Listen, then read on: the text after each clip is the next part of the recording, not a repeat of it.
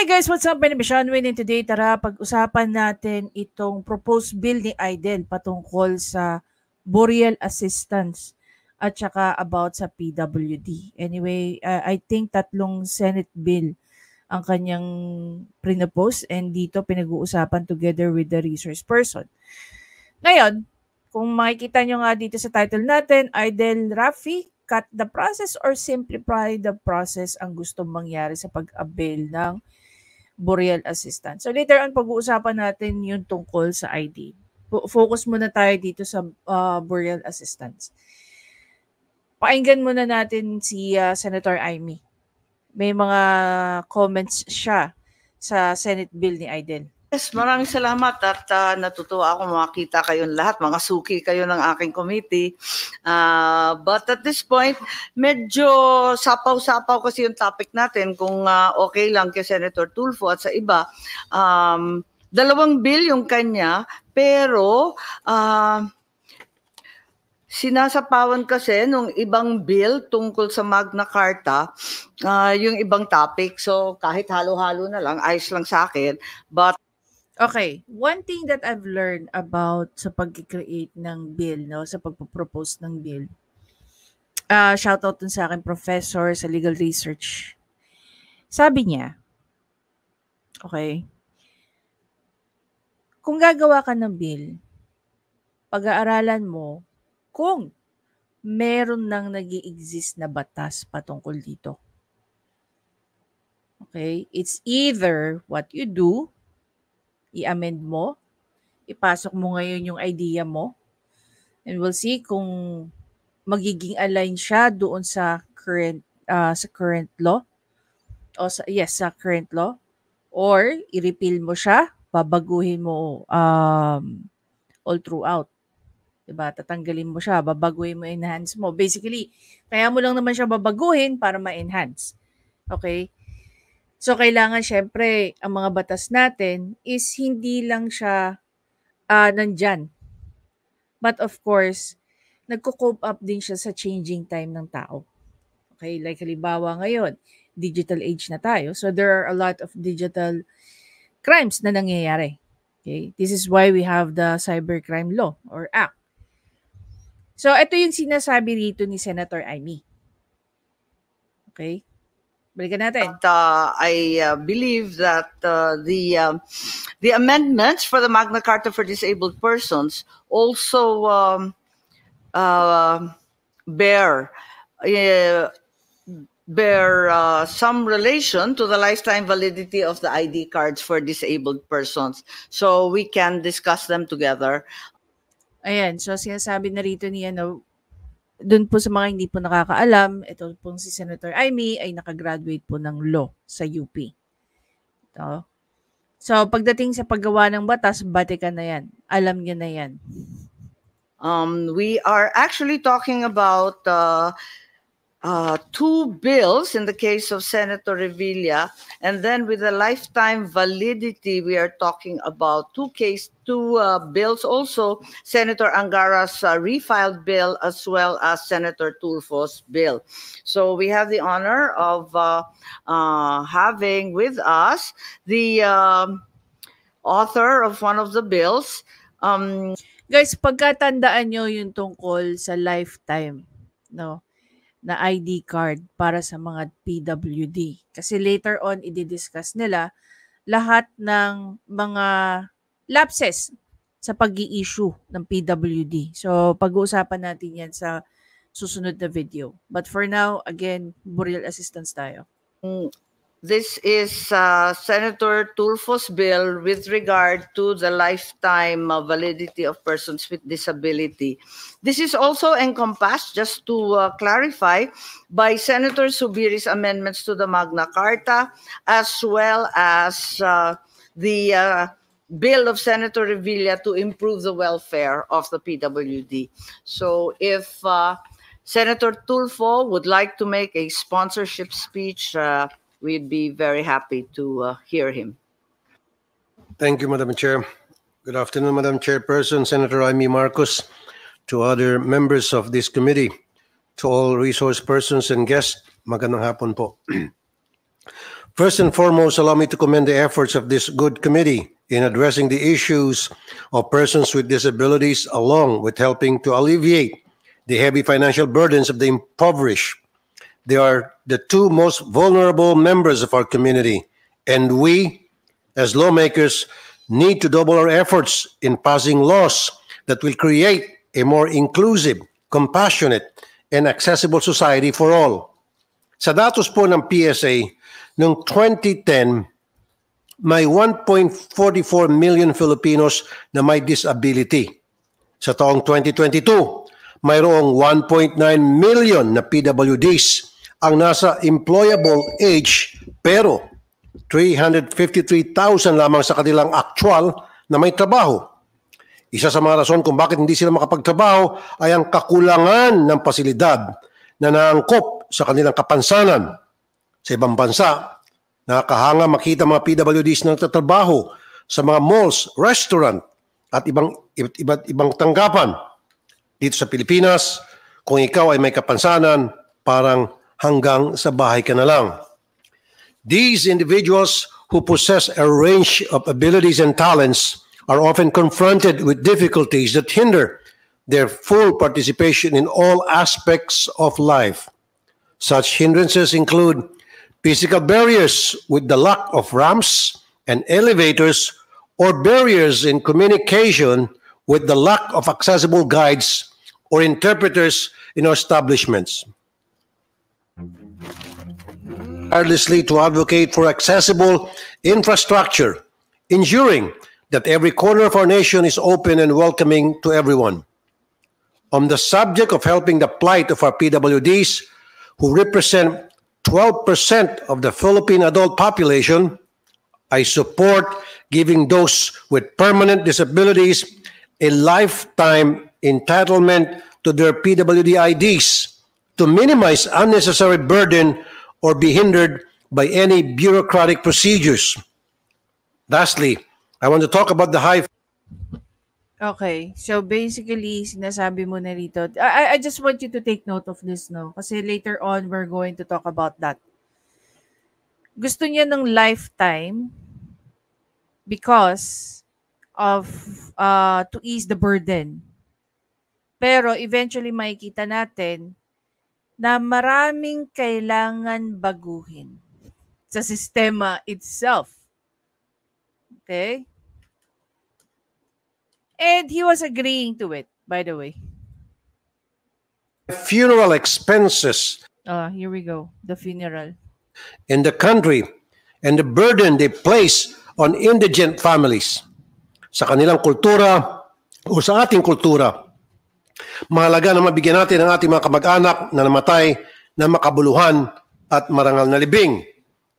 Ngunit paano makakamit yan ng ating mga maralitang kababayan kung sa kabaong pa lang, wala na silang pambili? This is not an imaginary concern and burden. Ito po ang reality sa karamihan ng mga Pilipino.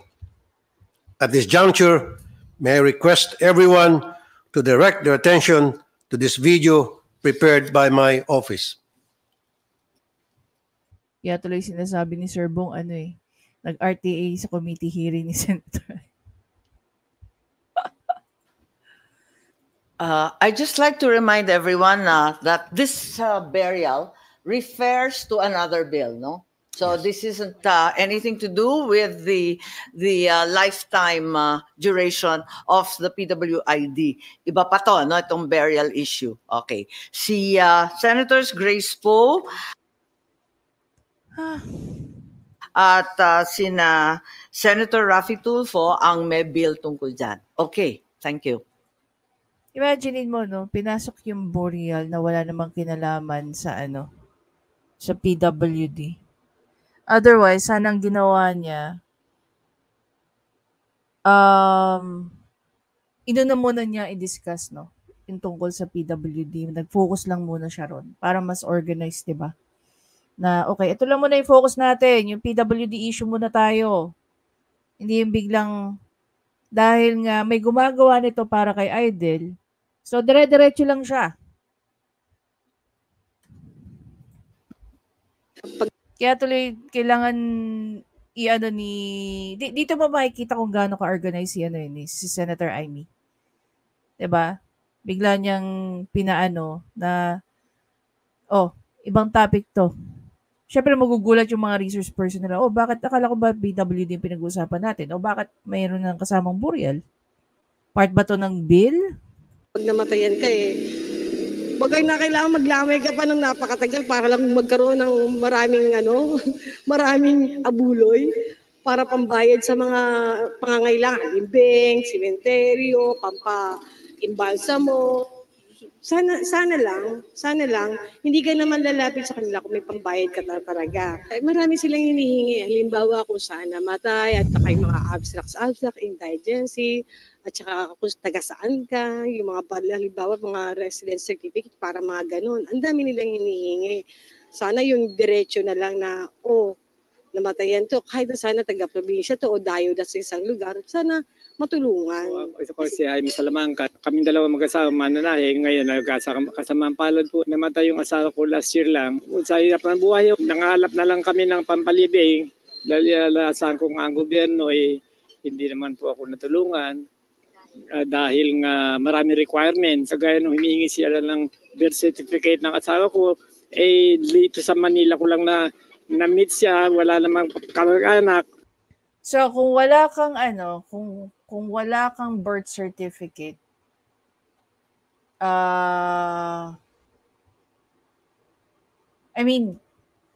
parang yung ka ba na buhay, tapos kinabukasan namatay ka? Ganon? Sorry pero para sa akin, parang napaka-irresponsible naman that you don't have any important documents such as your birth certificate, the least. Diba? Ano ba yung isa sa mga pinaka-importanting documents, personal documents na dapat meron kang kopya at least? Birth certificate, marriage certificate, what else? Yun yung pinaka-basic sa lahat ng basic So, sino ba ang dapat? Gobyerno ba? Dapat tawagan tayo na, hoy, kumuha ka ng kopya ng ng birth certificate mo, baka kailanganin mo. At saka hindi mo kailangan pupunta sa probinsya. Andiyan ang census, di ba, ang PSA. You can easily ask them, request them, not unless hindi siya na-register. Napaka-importante po ng birth certificate, hindi ba? Hindi ko naman sinisisi, hindi ko naman victim blaming. Pero, ang inaano ko lang is, ang gobyerno natin, nagpo-provide ng tulong. Pero sa pag-provide ng tulong, sana tulungan mo rin yung sarili mo na makakuha ka ng mga requirements mo para maipasa mo sa kanila. As simple as a birth certificate, hindi ka makasecure.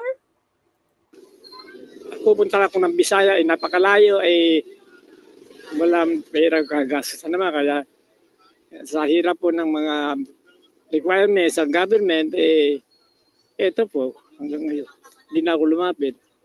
1 year na siyang nakalibing. Sana po magkaroon ng libreng libing sa mahihirap na katulad namin. Kami po sa walang marami pang requirement. Kaya po magpapayong na po kami. Yan po yung kalagayan namin ngayon. Dahil mahina na po kami. Tsaka yung requirement namin kayang ayusin. Ako po si Heidi. Hindi pala yung mama ko po nakaburol ngayon dito sa 2nd Street, Barangay Santo Niño. Namatay po siya, kinamatay niya po yung kidney niya, nagdalayan po kasi yung mama ko. Ngayon po, lumapit po kami sa munisipyo para makabawas din sa mababayaran ng sa purinarya. Kasi po, 64,000 po yung bill niya. Yung nabigay po ng munisipyo is 12,000 po. Kaya nabawasan po yung 64, naging 52 na lang po. Naliksik, umaabot sa higit kumulang na 15,000 pesos po ang gastusin ng isang ordinaryong Pilipino sa pagpapalibing ng namayapa niyang kamag-anak. 15,000 pesos. Samantalang, ang maaaring makuha lamang sa DSWD para sa burial assistance ay 10,000 pesos. Kulang na kulang po. Kaya hindi nakapagtaka ang sinabi ni nanay kanina sa video na pinapatagal na lamang nila ang burol para makalikom ng sapat na pera mula sa abuloy.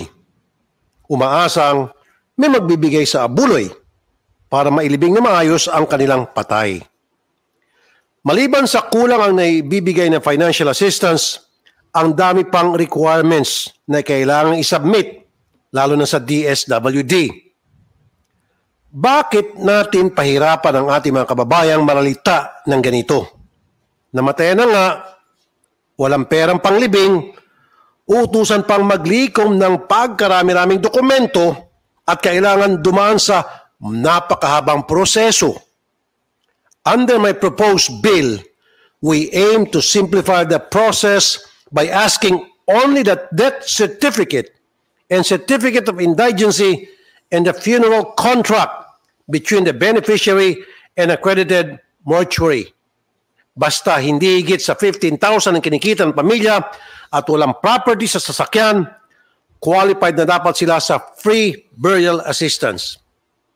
Sa kasalukuyan, 4 na syudad lamang po sa buong bansa ang may ordinansang nagbibigay ng free burial assistance sa kanilang mga constituents. Actually, may kulang siya rito. Mamaya ako sasabihin. Yan po ay ang Quezon City, Navotas, Davao City, Dasmariñas, and Cavite. These cities provide for free burial or funeral assistance, except for Cavite, which only provides free cremation and urn at the moment. That being said, I filed 3 bills which will be presented to this committee today. First is granting a lifetime validity of persons with disability identification cards. Second, the Accessible Environment for All Persons with Disability Act. And third, the Free Funeral Services Act. I urge my fellow senators for urgent passage of these bills. Again, we cannot afford to neglect the vulnerable members of our society, and the situation calls for immediate attention and collective action. Thank you, Madam Chairperson. Okay. Pag-usapan na natin. Dito sa sinasabi ni Idel, no, based sa kanyang proposed bill, hindi ko alam kung anong mas simplified pa eh. So, ang Office of the Vice President, simulang umupo si VP Sara.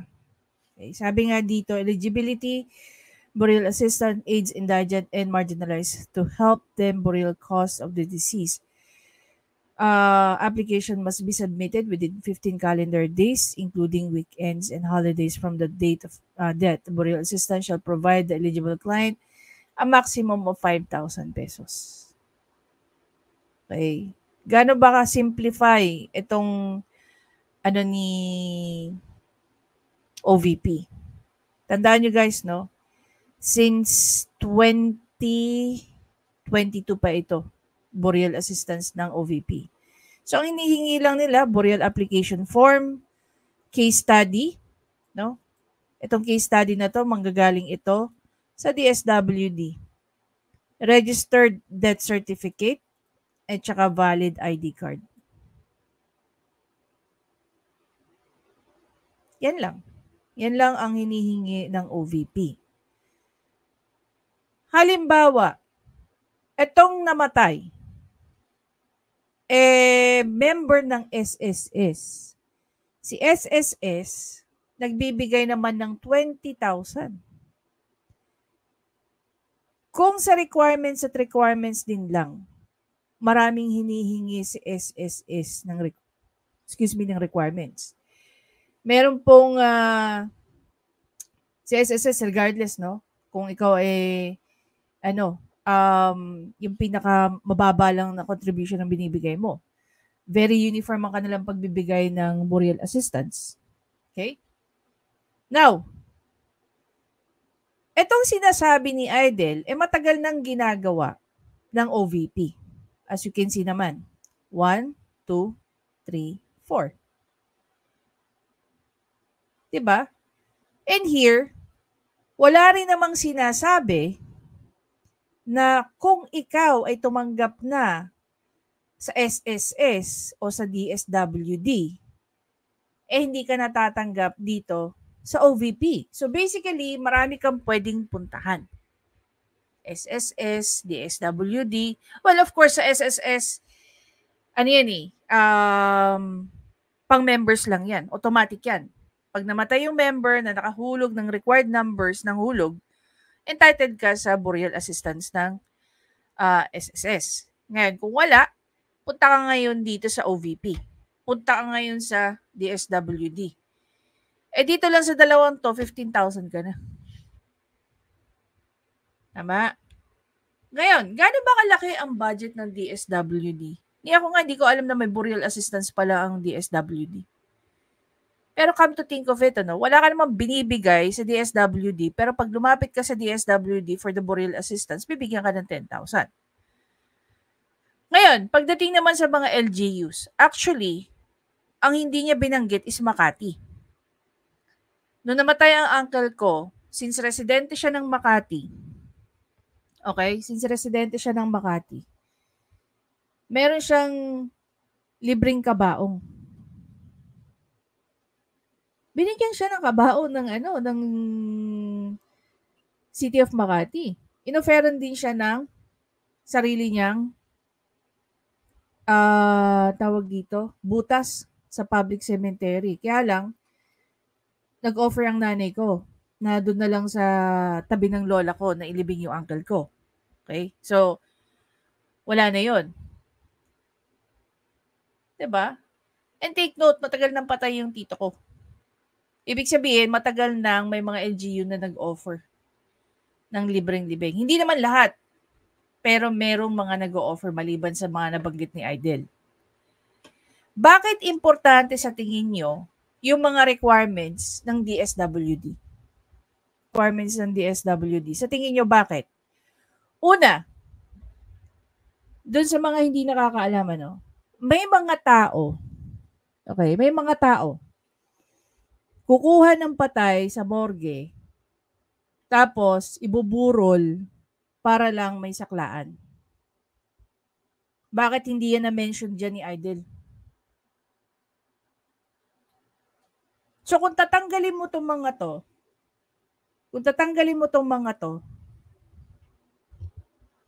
paano ka naman nakakasiguro na yung gusto mong tulungan, dapat natin tulungan? Hindi naman yung pera ni Raffy Tulfo na ibibigay niya lang basta-basta. Pera yan ng taong bayan na magpupondo dyan sa gusto niyang mangyari. Maraming kwento na may mga saklaan, kukuha lang ng patay, tapos gagawing instrumento para pagkakitaan yung patay. Tapos kukuha na naman. Yun yung mga patay na unclaimed. Walang kumukuha. So sila na ang kumukuha. Minsan kukuha sila sa purinarya. Biktima ng kung ano ba man. Diba? Yung mga sa mga crimes. Pag unclaimed yung body, kinukuha yan ng mga nagpapasakla. Siyempre, ibibigay na lang yung iba dyan. Naging controversy yan back in years ago. Marami nang nahuli dyan. Hindi ko lang alam kung ano na nangyari. Kaya napaka-importante na humingi sila ng mga ganito. Death certificate, funeral contract, statement of account, certificate from the barangays, social case study report. Magpapakawala ka ng pera ng taong bayan . Kaya napaka-importante na kailangan mo ng mga ganyan. Siguro the most, kung isi-simplify mo yan, ganito kasimple. Which is hindi ko alam kung inadapt ba to ni Idel or what. Ano yung proposal? Okay guys, kung titingnan natin, requirements for proposed Free Funeral Service Act, a certificate of indigency, death certificate, funeral contract. Anong pinagkaiba? Anong wala?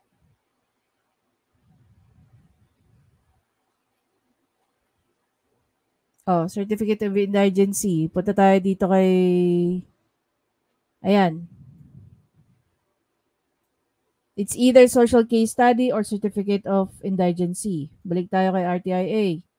Ay, RTIA kay RT. Oh, by barangay or local, oh. Pareho sila. Death certificate. Punta tayo dito. Registered pa ang gusto. Siyempre. Funeral contract between the beneficiary and accredited mortuary and authorized DSWD personnel. Dito nga hinihingi ID. ID lang. Case study, registered certificate, registered death certificate, at saka burial application. O, kanino mas simple? Diba? Kanino yung mas simple? Kay Aiden o kay OVP?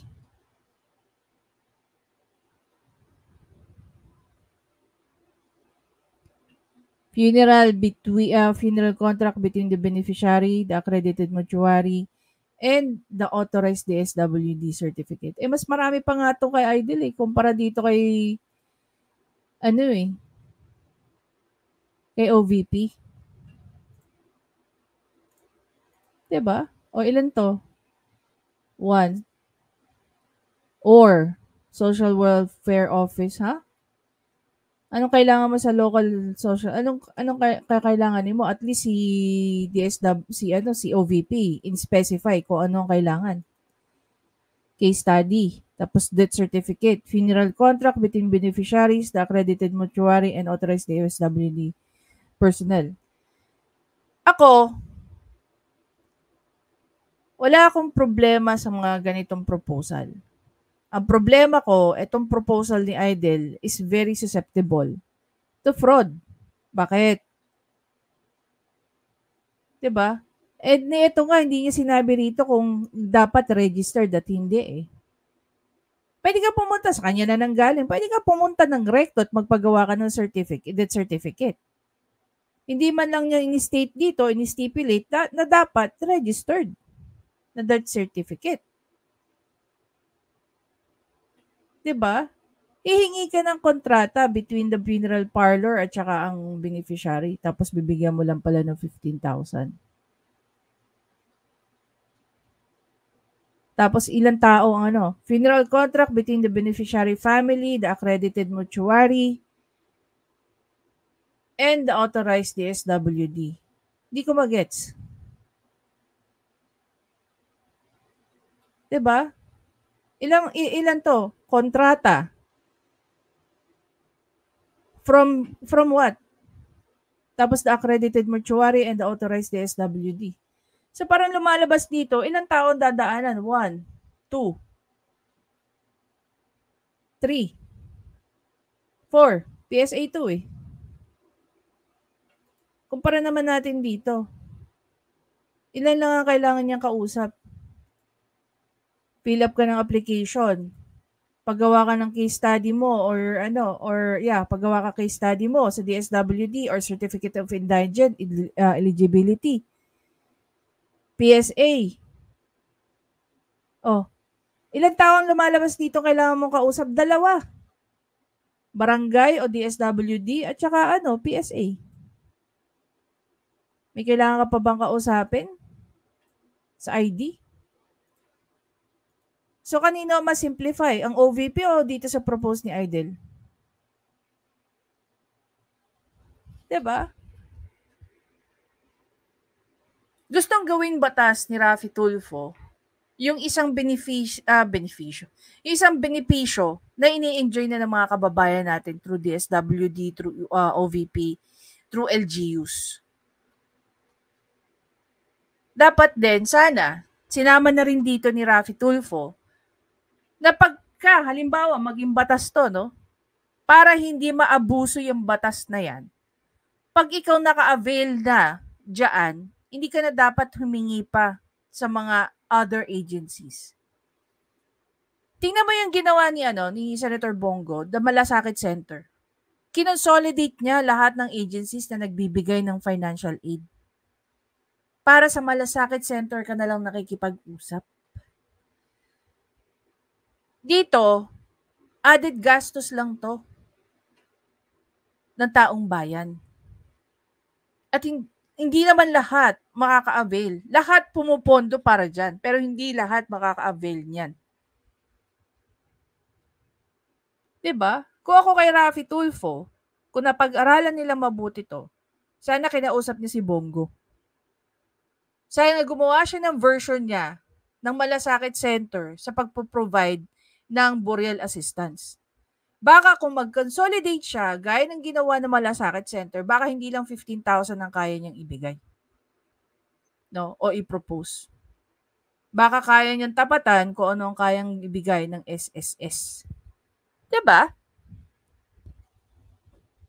Kaya ngayon, ang tanong ko, ito bang proposed bill niya is cut the process o simplify the process? Kasi wala akong makitang simplification dito ng process. Mas simplify pa yung process, no, based on requirements ng OVP. Kumpara naman dito sa proposal ni Idel. Sana nag-compare din si Idel, no? Na sino-sino ba ang nag-o-offer ng burial assistance? Diba? Anyway guys, again, maraming salamat sa panonood. Please don't forget to subscribe, like, and comment. I-share nyo na rin yung thoughts nyo. Para sa inyo ba, kanino mas simplify? Ang requirements ng OVP o itong pinopropose ni Idel dito sa kanyang Free Funeral Service Act? And meron bang simplification na naganap? Na-simplify ba yung process o pinapakat niya lang yung process? Kasi konti lang yung difference eh. 'Di ba? Konti lang yung difference, guys.